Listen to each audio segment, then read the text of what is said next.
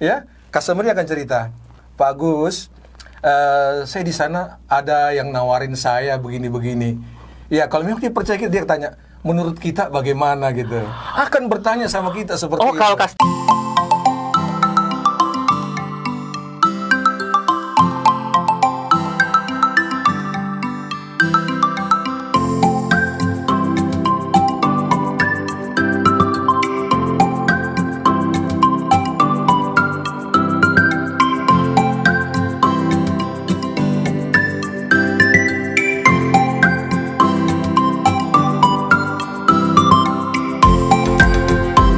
Assalamualaikum warahmatullahi wabarakatuh. Jumpa dengan saya Coach Yudika. Dalam podcast hari ini kita akan banyak membahas bagaimana strategi, bagaimana siasat dan tips-tips efektif untuk keluar dari new normal yang berkaitan dengan properti khususnya dalam konteks pelayanan. Dan telah hadir bersama dengan kita seorang teman yang luar biasa, namanya Pak Agus. Pak Agus ini banyak mengelola berbagai macam properti-properti yang ada di Makassar khususnya. Assalamualaikum Pak Agus, apa kabarnya? Waalaikumsalam warahmatullahi wabarakatuh. Alhamdulillah, kabar baik. Alhamdulillah. Kalau nggak salah di Royal Spring sama Central Land ya Pak, yang saat ini yang lagi dikelola. Kalau saya sekarang pegang Royal Central Land BTP, Royal Spring Makassar. Oke. Ya. Dan bagaimana? Biasanya kan orang katakan kalau saat-saat ini kan biasanya lagi nyusut banget yang namanya penjualan. Bagaimana Central Land dengan Royal Spring-nya? Kalau saya melihat sih bukan secara Royal Central Land sendiri, tapi lebih secara umum. Memang sejak adanya pandemi ini sampai betul luar biasa sekali. Betul. Ya. Sampai menyikat seluruh sendi-sendi kehidupan gitu ya. Pada saat pertama masuk COVID itu kan, iya, langsung dropnya sampai 50%, 60%. 50%, 60%. Ya, setelah itu dia meningkat, naik kembali. Ya sebenarnya karena kenapa sampai seperti itu? Iya. Bayangkan saja satu kegiatan pemasaran ya dilakukan satu developer, melakukan kegiatan pemasaran tiba-tiba terhenti sama sekali. Benar. Iya, yang biasa kita pergi canvassing, betul. Terus open table, terus kita pergi pameran dan lain sebagainya, acara-acara gathering dan sebagainya, itu terhenti sama sekali. Sekarang nggak bisa ngelakuin itu ya waktu zaman pandemi. Ya, pada saat zaman pandemi pertama itu susah sekali untuk dilakukan. Orang saja mau keluar saja udah berpikir untuk untuk datang gitu. Betul. Ya memang di sini para sales itu utamanya developer harus memikir, putar kepalanya gimana out of the box, cari out of the box ya. Out of the box ya. Kan gimana? Namanya penjualan itu harus ada jualan. Kalau nggak ada jualan, gimana cara bisa membayar gaji karyawan? Karena kan beberapa perusahaan ini dengan adanya pandemi ini ada sampai memphk karyawannya dan lain sebagainya, karena benar-benar terhantam gitu kan. Tapi dengan harus disiasatin seperti itu. Alhamdulillah saya lihat secara umum developer di Makassar semua berhasil mengatasi sampai sekarang. Ya. Dan saya lihat juga memang Makassar memang agak beda sama kota-kota lain. Sama kota-kota yang lain. Iya. Kalau kota-kota yang lain benar-benar habis, Jakarta habis, Surabaya habis, Semarang habis, Balikpapan, Makassar aja. Menurut saya lihat kacamata saya sendiri dengan lihat perkembangan properti Makassar masih tumbuh gitu, masih ada aja customer. Betul. Ya saya lihat daripada mungkin buying powernya orang Makassar dan kebutuhan orang Makassar akan rumah itu semakin besar. Semakin banyak orang datang ke Makassar, semakin banyak orang dari milenial ini yang memang butuh rumah. Kalau orang butuh rumah kan nggak nunggu sampai pandemi berakhir. Betul. Kalau pandemi berakhir, sekarang pandemi mau berakhir, saya kira pandeminya jalan, cuma kita aja yang harus menyesuaikan gitu. Setuju. Jadi gitu, titik poinnya mungkin di sini Pak Agus ini ya, bagaimana kita bisa beradaptasi terhadap lingkungan yang sudah ada ya. Dalam konteks ini ya pandemik, bagaimana kita bisa adapt terhadap itu dan mencari solusi alternatif dan tetap survive di sana ya. Betul sekali. Ya memang kita harus survive dalam keadaan seperti ini dan harus juga melihat kondisi, karena menurut saya COVID ini tidak terhenti, COVID ini tidak berkurang, ya, malah semakin ganas, semakin merajalela.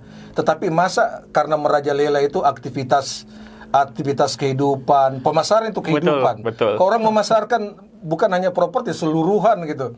Ya gimana cara mensiasati, walaupun dengan kondisi begini, pemasaran masih bisa dijalankan. Sales masih bisa jalan, orang masih bisa jualan ya. Semuanya bisa jualan. Betul. Dan di era, apalagi dengan sudah masuk di era new normal ini, betul-betul harus sangat berhati-hati sekali gitu. Iya. Ya. Oke, jadi kalau kita bicara tentang penjualan nih Pak Agus. Nah, kalau penjualan kan saya pernah dengar dari beberapa pembicara-pembicara yang luar biasa mengatakan bahwa di penjualan itu sebenarnya adalah kegiatan yang kemudian kita mencari customer dan kemudian mempertahankan customer nih. Nah, kebanyakan kan orang bolongnya nih di mencari customer, kemudian mempertahankannya itu kemudian menjadi lemah. Nah, ini kalau kita bicara tentang mempertahankan customer kan kita bicaranya tentang bagaimana pelayanan, bagaimana strategi pelayanan yang bagus. Pertanyaannya mungkin seperti ini, Pak.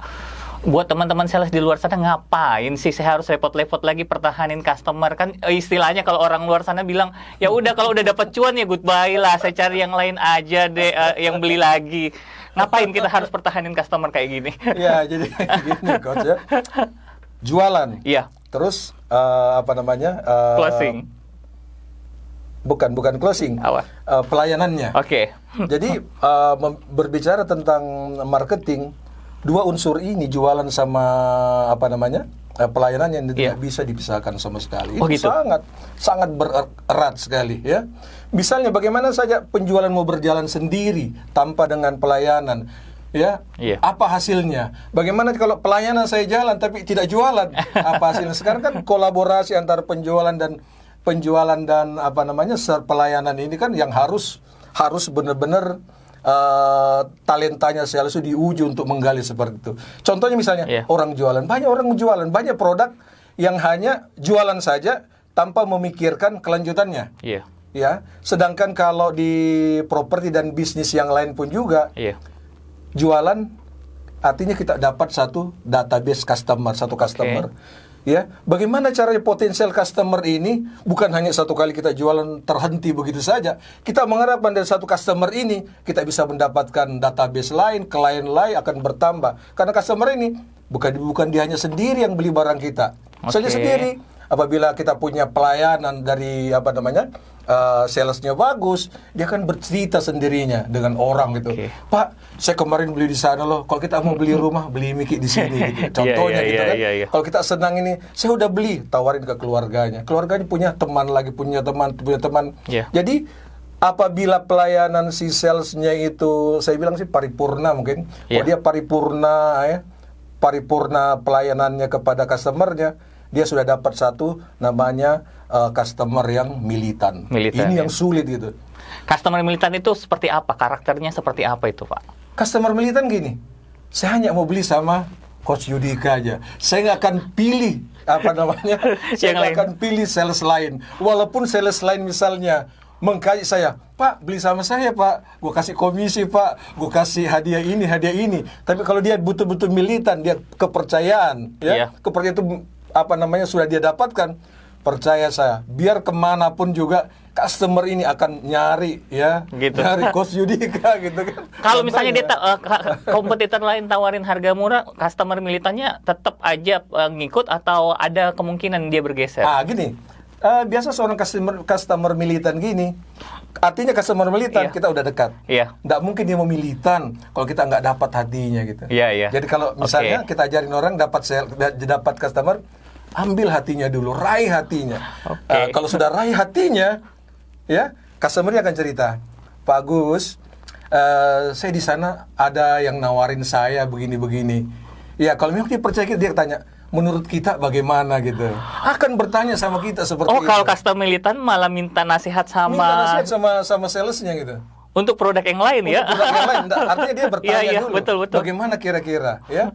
Jadi si customer pun juga dia kan menerima jawaban daripada salesnya itu. Dia bukan customer itu bukan orang yang bodoh-bodoh amat dengar ini langsung dia percaya. Dia akan berpikir ya. Dan biasanya kalau customer militan disampaikan sama salesnya itu, salesnya pasti sudah menyampaikan yang benar gitu. Ya karena untuk mendapatkan jadi customer militan itu nggak susah. Ada butuh proses pendekatan yang panjang ya. dan malah menganggap customernya itu sebagai saudara sendiri atau keluarga sendiri. Ini yang paling yang paling susah. Kalau sama sekarang biasa ada sales hanya untuk satu kali saja.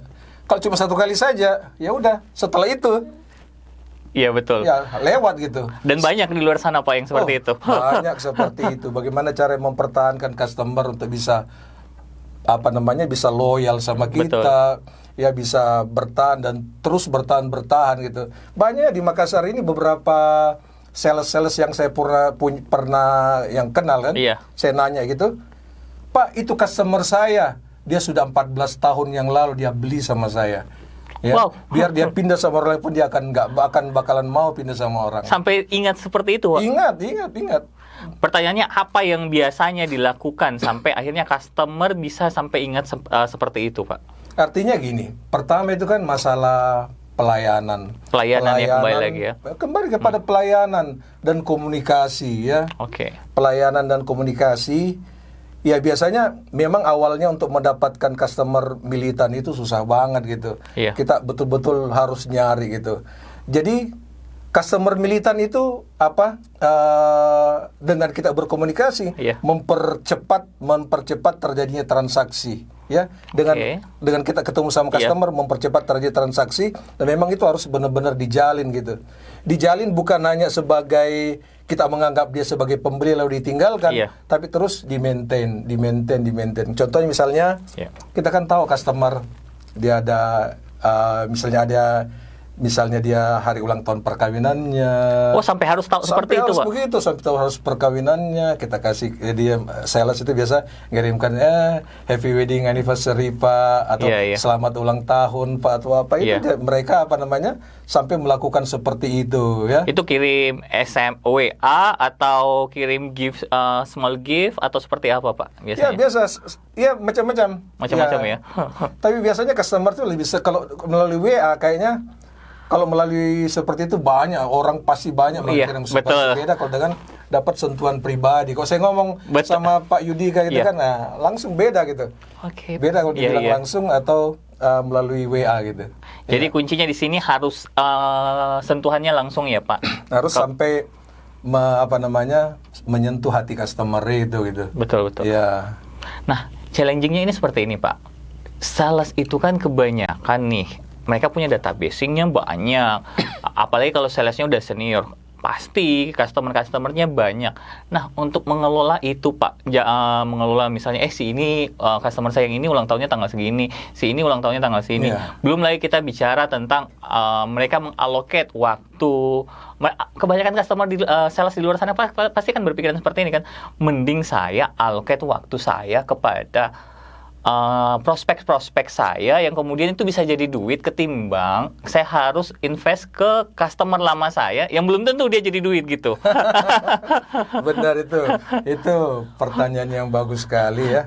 Memang ya, kita misalnya sudah dapat satu customer, terus kita ada customer yang lama itu kita tinggalkan ya. Iya. Kita nggak tahu juga, customer yang lama itu kan juga punya jaringan juga, punya teman ya, punya bisnis di mana-mana. Jadi kalau di pandangan saya sih membina dua-dua jalan gitu. Betul. Membina yang sudah lama sama yang baru jalan ini kan, artinya harus tetap terjalin terjalin gitu kan.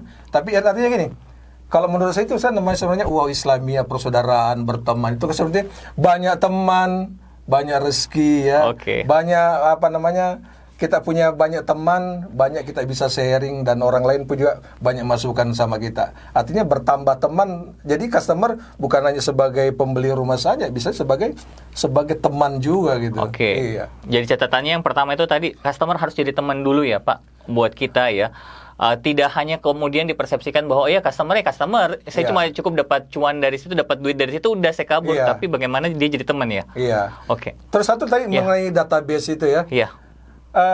Kebanyakan sales memang banyak database-nya, tapi dia kelolanya nggak bagus gitu. Sangat.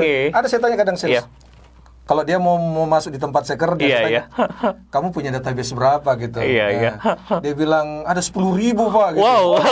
Saya bilang kamu bisa closing satu bulan itu bisa sampai 5 sampai 10 kalau segitu. Tapi juga kenyataannya juga biasa-biasa aja. Ya karena mungkin database itu kan memang bukan hanya sebagai database namanya, kalau buku begitu database saya juga banyak. Iya, Gitu kan. betul. Kan memang di dalam harus memang dipilah-pilah yang mana tingkatannya yang dekat, yang mana Oke. ini. Tapi yang jauh juga bukan harus ditinggal, tetap kita harus memberikan informasi, apalagi dalam situasi Iya. seperti ini gitu kan. Betul. Yang kita tidak bisa lagi berketemu sama orang, ya memang harus diinfokan kepada customer seperti itu. Artinya customer siapa saja bisa jadi customer. Siapa aja ya? Anda siapa yang bisa jadi customer? Kita tidak tahu yang mana yang closing, ya. Oke. Ya. Jadi kuncinya punya database nggak berarti bahwa closingannya bakalan mudah begitu aja, tapi bagaimana membangun komunikasi yang Betul, efektif betul terhadap ini sekali. ya, customer-nya ya, yang Iya. database itu ya. Oke. Nah, yang jadi pertanyaan lain nih Pak, kalau kita bicara tentang pelayanan nih. Nah, pelayanan itu kan selalu diidentikan selalu dengan physical touching. Iya. Sentuhan secara fisik, ada kunjungan, ngobrol secara fisik, dan lain sebagainya. Nah, kondisi saat ini kita agak sedikit terbatasi tuh, apalagi di era new normal ini. Iya. Nah, bagaimana strategi new normalnya yang beradaptasi terhadap kondisi saat ini dalam konteks pelayanan tadi? Ya, memang dalam kondisi seperti ini ya memang harus tetap jaga jarak dan lain sebagainya lah, Ya. semua aturan-aturan COVID. Tapi kita kan bisa dengan seperti ini, walaupun kita tidak berketemu, kita bisa jangkau mereka ya dengan media sosial dan lain sebagainya. Walaupun mereka jauh, walaupun kita punya Iya. berjauhan ya, tapi kan masih kita bisa dekat di sosmed gitu. Oh gitu ya, jauh di jauh di mata, dekat di sosmed Dekat ya. di sosmed gitu kan. Apa lagi nggak perlu saya datang, nggak perlu saya samperin jauh-jauh gitu kan. Cukup Oke. hai. Iya. Saya punya produk baru nih, ini. Iya. Sekarang gambarnya tinggal dikirim aja, Oke, kirim aja oke, gini. oke. Gitu kan, jadi nggak perlu lagi kita ketemu dan apa. Cuma ada satu, Iya. saya ingatkan untuk rumah ya. Sebaik-baiknya customer atau dekatnya sama kita ya, mereka paling pasti mereka mau datang dan melihat langsung. Beda kalau orang beli yang lain gitu kan. Oke. Kalau misalnya satu kendaraan merek tertentu, mereka sudah tahu nih kendaraan ini. Udah fix ya? Udah tahu, oh modelnya gini kan. Nah, kalau rumah itu beda. Mereka mau datang, mau rasakan kehangatannya di dalam, mau lihat ukuran kamarnya bagaimana, mau rasakan, pengen dia nginjak-nginjak tanah. Oh, nanti rumah saya dibikin di sini ya, Iya. dirasakan satu yang lain gitu ya. Iya. Dan ini memang ada beberapa customer Iya. yang bisa di-closingkan tanpa dengan melihat lokasi. Ada juga yang memang nggak bisa sama Nggak bisa sekali. sama sekali. Ada yang nggak bisa sama sekali. Walaupun itu teman sendiri, keluarga sendiri, pasti dia mau datang ya. Tapi Iya. lebih banyak itu memang yang mau datang. Tapi diseperhatikan ya, di Makassar dengan kondisi begini banyak sekali closing-closingan dari luar daerah. Oh, Orangnya nggak datang loh ke Makassar. Dia cuma lihat gambar. terus dapetin trust-nya mereka itu seperti apa, Pak? Ya, satu trust. Pertama trust itu mereka lihat siapanya. Pertama mereka lihat produknya. Itu produknya siapa yang punya gitu. Oke. Contohnya misalnya properti, developer siapa yang punya, Oke. developer bagaimana. Dan mereka kan orang kan sekarang untuk mau mengakses kan gampang sekali. Betul. Perusahaan ini tinggal nyari gitu. Saya Iya, mau cari perusahaan A, B, C perumahannya udah lihat itu.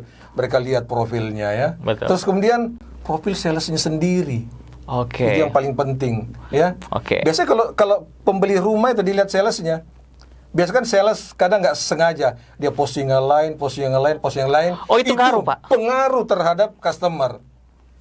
Ngefeknya apa, Pak? Kalau postingannya misalnya kadang dia curhat, misalnya dia lagi nggak nyaman dengan ini, dia ceritain temennya gitu. Ya itu sangat kalau saya perhatikan dari psikologis itu berpengaruh banget gitu.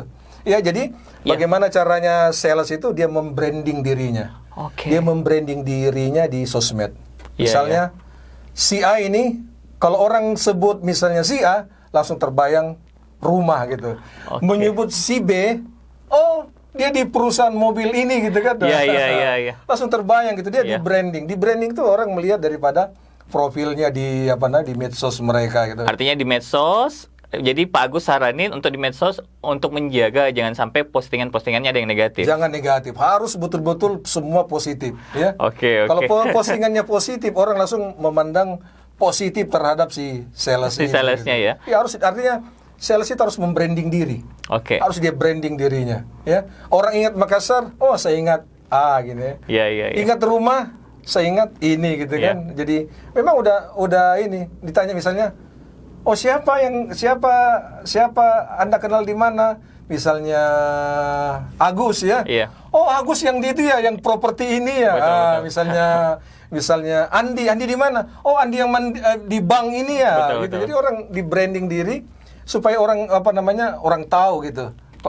Oke, nah nge-brandingin itu apakah pelayanan dibutuhkan di sana supaya kemudian bisa mengassociate itu ke dalam customer-customernya mereka? Apakah aspek pelayanan di sini termasuk kemudian punya kontribusi untuk nge-brandingin diri itu? Aspek pelayanan jelas. Ya saya bilang tadi, antara pelayanan, jualan dan personal itu tidak bisa dilepaskan Lepas, sama sekali. ya. Kalau itu memang kalau mau jadi sales yang profesional ya. Kalau ada kan sales juga gini, ada sales Yeah. cuma sales asal-asalan. Kalau ada dia jual, kalau tidak ada tidak jual. Yang saya cerita ini memang benar-benar sales asli sales Yeah. yang mau cari uang, mau dapat uang dari penjualan Penjualan. itu, misalnya di satu produk gitu. Iya. Jarang-jarang ada sales yang sukses di berapa produk. Dia sukses jual rumah, dia sukses jual mobil, dia Iya. sukses jual asuransi. Iya, Itu iya. bullshit itu kalau saya dapat. Yang jago benar sejempolnya. Kalau bisa seperti itu ya? Iya, kalau bisa seperti itu gitu. Iya, iya. Jarang-jarang. Rumah pun juga sama. Iya. Ada sales yang bisa jualan rumah yang menengah ke yang bawah, Iya. ada naik yang menengah, ada yang jual. Yang jualan atas bakalan nggak bisa jualan yang murah-murah. Yang murah. Karena memang dia jaringannya memang yang deliver seperti itu gitu. Artinya treatmentnya beda ya Iya, Pak? treatmentnya Oke, beda. Customer Iya. beda, treatment pasti beda. Iya, benar. Treatment beda, kita bicara pelayanannya harus Iya, beda juga ya. iya, benar. Oke, sebagai kesimpulan akhir Pak, sebelum kita closing nih podcast kita hari ini, Iya. dari kesemuanya itu strategi-strategi apa, langkah-langkah apa yang harus dilakukan, tips apa yang bisa dilakukan oleh teman-teman di rumah, tim sales di rumah, dari kesimpulan akhir yang kita sampaikan tadi semuanya. Ya, kalau saya sampaikan tipsnya ya, kalau untuk jualan Ya, sebenarnya mudah saja gitu ya. Pertama satu, kita harus fokus. fokus. Oke. Ya, bekerjakan sesuatu harus fokus. Ya. Kalau nggak fokus, lewat gitu ya. Terus kedua, ini paling penting sekali ya, tulus dan ikhlas. Oke, Ya. tulus dan ikhlas. Namanya sales, kita masuk di rimba belantara. Kita nggak tahu kita ditolak orang atau diterima sama orang, itu yang paling penting sekali. Ya. Ya. Kalau kita ditolak orang, jangan langsung udahlah, saya ternyata di sales begini nggak bisa dapat apa-apa gitu. Tulus dan ikhlas dan bekerja keras, itu aja. Ya, Oke. paling dia fokus satu tujuan, ikhlas bekerja. Namanya, saya bilang, rezeki itu tidak mungkin salah alamat. Rezeki itu tidak seperti dengan sandal jepit yang mudah ketukar gitu. Tuhan sudah memberikan sama kita, yang penting kita mau bekerja keras. Oke. Itu aja. Kalau saya lihat sih, apapun jualannya, Iya. kalau modelnya seperti itu saja, pasti bisa gitu. Oke, jadi itu tadi ya. Jadi yang pertama harus fokus dulu ya Pak. Fokus. Fokus. Kemudian yang kedua tulus dan ikhlas. Tulus dan ikhlas. Bekerja dan menganggap bahwa bekerja ini adalah melayani ya. Iya. Bagaimana kita melayani customer Melayani kita, customer kita. menolong customer kita ya. Iya. Dan ikhlas yang paling penting di Ikhlas. sisi ini ya. Dan memang pastiin bahwa tujuannya kita, rezeki itu sudah ada yang ngatur. Sudah yang ngatur. Betul. Oke, terima kasih banyak Pak buat podcast Iya. kita hari ini. Podcast yang luar biasa, inspiratif banget. Tips-tipsnya bermanfaat banget buat teman-teman sales di luar sana. So, terima kasih buat teman-teman sales yang ada di luar sana yang sudah menyimak podcast hari ini. Dan saya ingin mengingatkan kembali untuk memastikan Anda subscribe, likes, komen podcast kita hari ini, dan pastikan Anda tetap update podcast-podcast kita yang akan datang dengan cara apa? Aktifkan tombol bell atau tombol notifikasinya. Terima kasih, saya Coach Yudika dan teman saya Agus Rizal. Terima kasih buat teman-teman semuanya yang sudah menyaksikan podcast ini. Assalamualaikum warahmatullahi wabarakatuh. Saya Coach Yudika, happy selling and always helping.